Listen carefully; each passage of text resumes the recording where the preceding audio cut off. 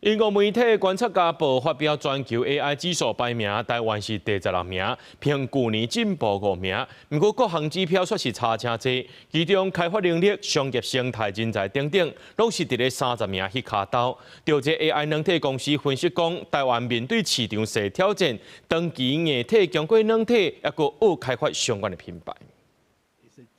台湾晶圆制造业、IC 封装业全球排第一，有半导体王国的名声。不过 AI 发展全球排名毋是排头前。根据英国观察家报上新全球 AI 指数的排名，台湾为去年的21名进步5名，排第16名。 根据9大项目的评比结果，台湾伫基础建设甲政府策略分别排第7甲第8。不过有关开发能力是全球27名，商业生态第30名，人才是第33名。经济部产发署长邱基辉答问分析，台湾 AI 整体发展牛甲差的项目差真明显，认为台湾爱更加努力，才会当真正徛上 AI 世界舞台。缺少一个发展软体。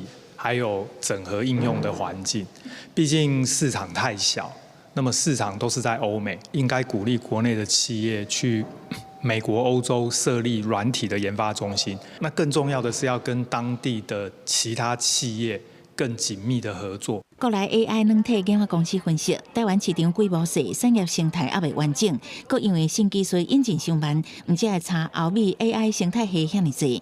观察台湾半导体产业链，台积电联电世界先进，大部分是晶圆制造；联发科联用大部分是 IC 设计，显示硬体比软体较强。 整个部会都有在帮忙。那校园内的话，就是教育部会负责嘛；那校园外大概就经济部跟劳动部。那国外我们负责国外的揽才那一个部分。根据国发会报告显示，2025年至2027年，台湾 AI 应用户人才，当年差不多新增加3000至4000人，恐惊人也是无够用。国发会讲，会优化国外专业人才聘请甲雇用，才有法度伫 AI 发展的比赛对着阵。公司新闻采访报道。